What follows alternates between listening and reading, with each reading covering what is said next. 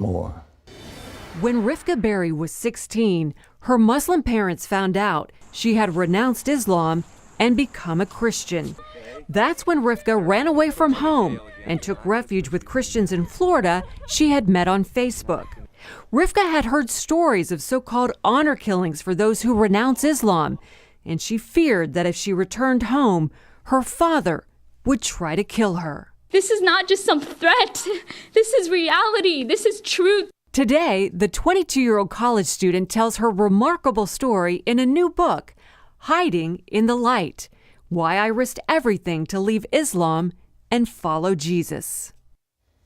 Amazing story. Rifqa Bary's joining us now. Rifqa, it's good to see you. God bless you. Thank you, Pat. It is great to be here. You were raised initially in Sri Lanka, and then you traveled to the United States. But your family was Muslim. What did that mean to you, being a Muslim, when you were a kid? That's right. Well, it meant that I learned how to read the Quran before I even learned how to talk. Yeah. It meant that I learned how to pray 5 times a day. It meant that I fasted for 30 days starting at age 6 or 7. Yeah. No water. My family came from a very strict and devout. Did you know what was you were reading? You were reading, it was in Arabic. You didn't speak Arabic. That's right. But the way that I was raised, we lived as if this was the air we breathed. Mm-hmm. And so just as my last name is Bary, we are Muslim. Well, what about your father? He was an educated man, wasn't he? Yes, he was a businessman. He sold jewelry, and so he would travel many, many times to the United States or different parts of the world to sell gems. Well, what did he do when he came home? How did he treat you and your mother? You know, there were 2 situations that happened that changed everything for me as a child. Yeah. And one was I was sexually violated by an extended family member.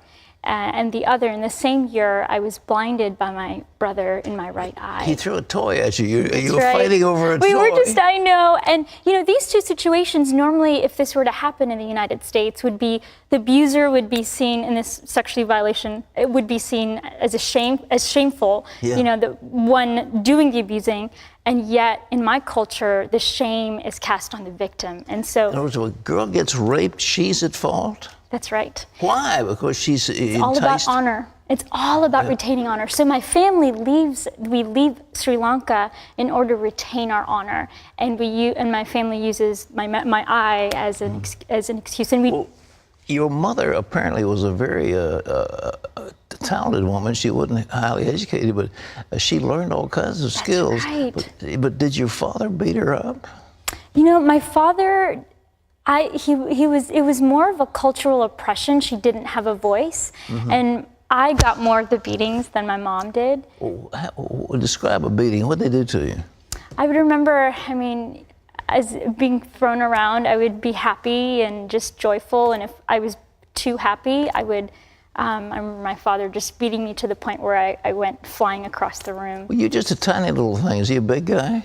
Yes. Well, to me, he was big. Yeah. Everyone's big to me. But with this oppressive system of Islam, what did you think you were praying?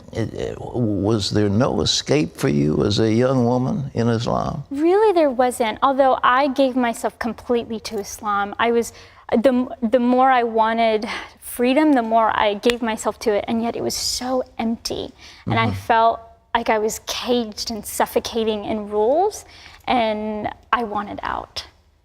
So you you had a friend, and the friend got you to church. You went to a church, and before it was finished, you were baptized.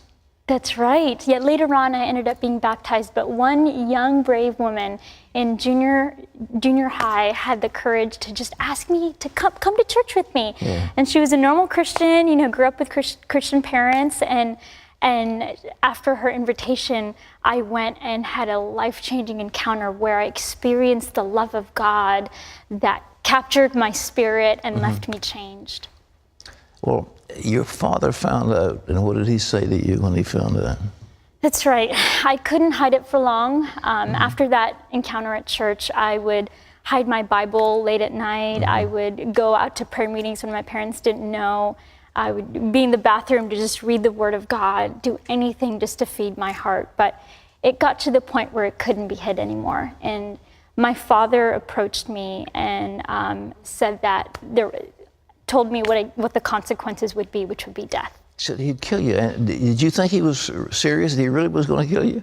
I did. I feared for my life. And I didn't think I would be alive the next day. As in, I did not plan on running away. I was planning on giving my life for Jesus. Why didn't your father kill you? Well, he gave me a couple days. He gave me an ultimatum. It was kind of more on having, in a sick way, having mercy on me and giving me a couple days to return. And during that time, my mom found another book, which made him cut his trip short from a business trip to take care of me, which first the mosque ended up finding out. And once my dad wanted to have mercy, but then when the mosque got involved, there was no alternative. He had to kill you. I mean, yes. You were living in America, and yet a Muslim in America whose daughter comes to Jesus, comes to Christ, must get killed. Is that the rule? It is the rule. That's the rule? Yes. And it's his honor, it's an honor killing? Yes. And the same way that my family left Sri Lanka in order to retain our image, now I have done the despicable. This is the ultimate shame for my family, is that I prayed to another God and committed myself especially to Jesus Christ. So how did you get out of it? How did you Through God's sovereignty and miraculous way, I was connected to, first I received a message on Facebook by a lady named Beverly Lorenz who had no idea what was going on and simply messaged me saying she was praying for me. And my father had cut my cell phone off and had no way to call her. And but I used the home phone and I called her and said, please pray that in the face of death, I do not deny Jesus. And through that, she realized, okay, this is serious. And I had alerted a friend of mine, Brian, that I wanted to leave. And he had suggested her and didn't know that we had just connected. And so through their help, I was able to escape. Well, escape like how? How did they get you out of it? Did they take you to another state? Yes, so I wrote a letter to my family while they were sleeping. I said, Jesus Christ is my Lord and Savior. I refuse to deny him. I pray and hope that you find his mercy and forgiveness. And I propped it up on my bed and I left and I haven't looked back since. That was a terrible ranch. So you didn't have any money? You didn't have any support? I had no food or water for those couple days. No food or water? Yeah, I had no money. Nothing at all? On that bus, no. But then the Lord sustained you. He did. You know, even during that bus ride, Psalm 68:5, he's a father to the fatherless and a defender of the widow. He's God in his holy habitation. And so he sustained me. And to this day, I look back and I'm so grateful for God's hand in my life. Well, it's amazing. And did I get it right? You were valedictorian of your class in your high school along with all this beating and all the turmoil? Yes, God was gracious. Well, I should say so. That's pretty. But was your father did he ever hug you? Did he ever kiss you? Did he ever tell you he loved you? I craved that as a child. And the more I gave myself to Islam, it was really me saying, I want my dad's approval and hoping that I could get that hug, as a young child. And it got to the point where I didn't want it anymore because it wasn't there. Yeah. And so, no, I never have heard my father say, I love you or hug me because he cared. And I was so afraid of him that I wouldn't want him to. Yeah. And it's hard to understand. But he did abuse you. Well, all right, you got away.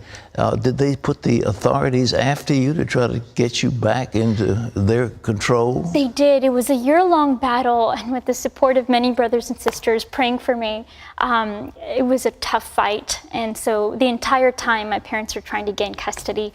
But through God's mercy and goodness, I was able to age out of the system, and I'm here today. Well, were you in a foster home? I was, yes. I was in many, many homes. Yes. Many homes. I was. I moved around quite a bit. But you won a court battle. It had to do with now once you're 18, you're out of the system. That's right. Yes. So everything is over. All the motions that have been filed, they are all closed because now I was 18 and could walk away free. But your father has still got to kill you. What about your older brother? Is he going to do the same thing? My brother, I pray for him and I ache for him, but the same threat is there on my brother and my dad, but I fear for my father the most. You still think, even though you don't tell people where you are, you're not going to tell where you go to school? That's right. Or anything, because they will try to find you and kill you. I can't. That's right. That's a horrible thought. How do you bear up under that? I mean, you're afraid. You trusted the Lord so much. Yeah, you know, there's a part where I ended up going to jail, and I share about that in my book. And during that time, I was sitting there, and God just came to me, and I remember weeping, thinking, why am I here? And he said, will you sing to me? And in that moment, there was something in that moment where I started singing and realizing there's nothing that men can do to me. They can kill my body, they can take my body, but they can't have my soul. And I started singing Heart of Worship, and I haven't stopped, knowing that God is worthy of everything. Amen. Rifqa, it's an amazing story. You're a courageous, fantastic lady. Do you know what the Lord has for you in the future? You know, Pat, I have such a heart for justice and for people who are in similar situations like mine. So I don't know what that's going to look like in the future, but I'm studying philosophy and really hoping I get to go to law school one day. Well, we've got one here if you're interested. I'd be glad to. I'll put in a good recommendation if you're interested. So thank you.